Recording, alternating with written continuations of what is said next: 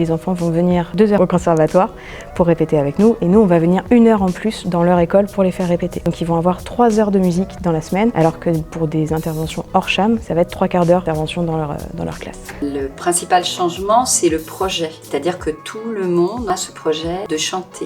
Ça, c'est quelque chose qui est porteur.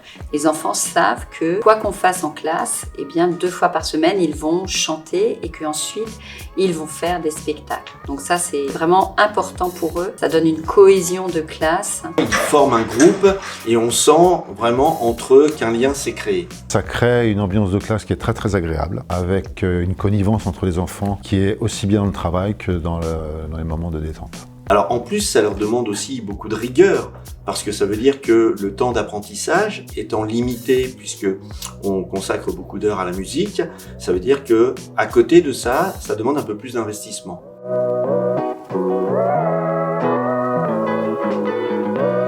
Je pense que oui.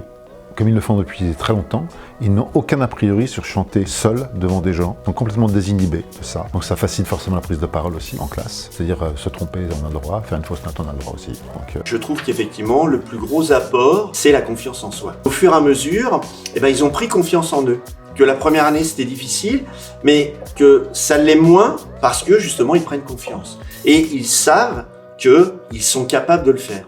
Carrément, il y a eu des évolutions assez notables de certains élèves qui parlaient pas du tout, ou j'ai beaucoup d'enseignants qui me disent qu'ils reconnaissent pas leurs élèves. En fait, il y a des élèves qui sont très timides en classe et qui, pendant les séances de musique, sont complètement transformés, ils s'expriment beaucoup plus. Le plus gros apport, c'est vraiment des enfants qui s'ouvrent. Moi, j'avais une élève qui était quasiment mutique quand elle est rentrée en CE2 et qui maintenant est à l'aise sur scène et puis qui le reste du temps s'exprime normalement.